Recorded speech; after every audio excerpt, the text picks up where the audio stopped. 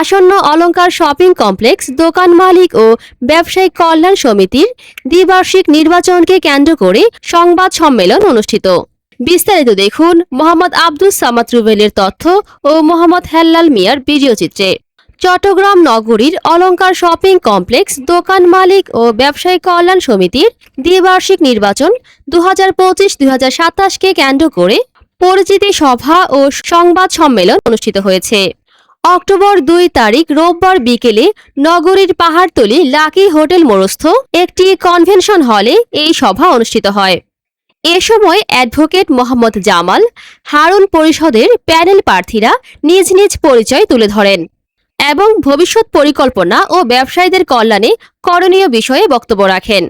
উক্ত প্যানেলের সভাপতি চেয়ার প্রতীকের প্রার্থী অ্যাডভোকেট মোহাম্মদ জামাল উদ্দিন বলেন, পাশাপাশি আমরা সুন্দর একটা সুসজ্জিত অফিস করেছি বাণিজ্য ব্যবসায়ী কল্যাণ সমিতি এসপি। আর পাশাপাশি আমরা ট্রান্সফার ফি, জমিদার যে ট্রান্সফার ফিটা কিন্তু দিই, দোকান মালিকের ভাড়া, যে ভাড়া জমিদার তলা ভাড়া, এটা আমরা দ্বিতীয় দিই এবং আমরা উন্নয়নের উদ্দেশ্যে কাজ করেছি এই বিগত পরিষদে। সভাপতি পদপ্রার্থী অ্যাডভোকেট মোহাম্মদ জামাল উদ্দিন। আমাদের পরিষদ নির্বাচিত হয়ে আসলে ইনশাআল্লাহ মার্কেটের যত যাবতীয় সমস্যা আছে, যানজট হতে শুরু করে আইন শৃঙ্খলা, পকেটে সমস্ত সমস্যা আমরা ইনশাআল্লাহ বিগত সময় যেভাবে করছি এর থেকে আরো ভালো উদ্যোগ নিয়ে আরো সুন্দরভাবে আমরা করতে আশা করছি এবং মার্কেটের সমস্ত কার্যক্রম আমরা সুন্দর সুচারুভাবে দুর্নীতিমুক্তভাবে আমরা করবো ইনশাআল্লাহ। সাধারণ সম্পাদক হারিকেন প্রতীক প্রার্থী মোহাম্মদ হারুনুর রশিদ বলেন,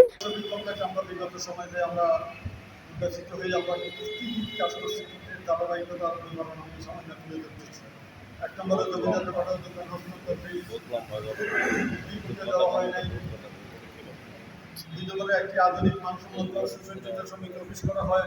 বিদ্যুতের ট্রান্সফরমার, ট্রান্সফরমার, একটি নতুন ভবন সাপ্লাই সহ সংস্কার কাজ করা হয়।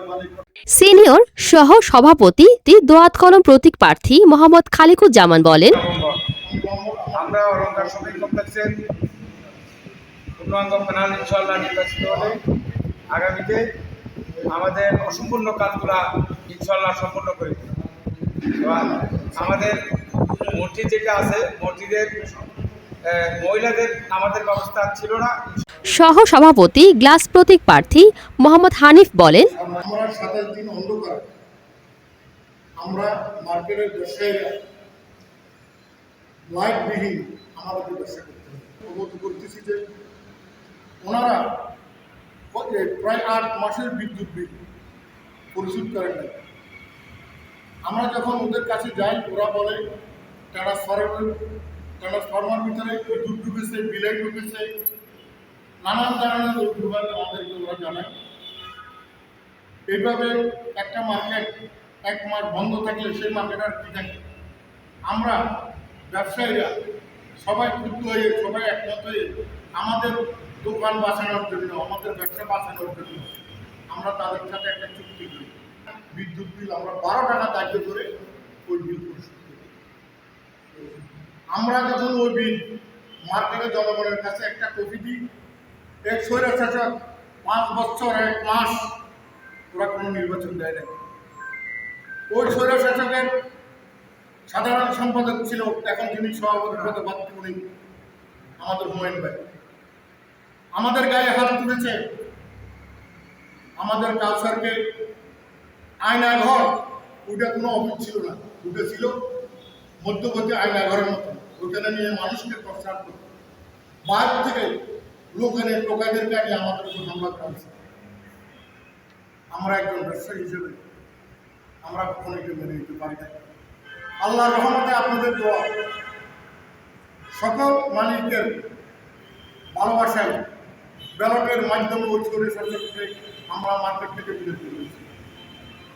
ইনশাআল্লাহ যদি মানুষের ওই কথা মনে থাকে, ওই সময়ের কথা মনে থাকে, আবারও জামাল হারুন পরিষদকে ভোট দিয়ে বিভিন্নভাবে জয়যুক্ত করবো বলে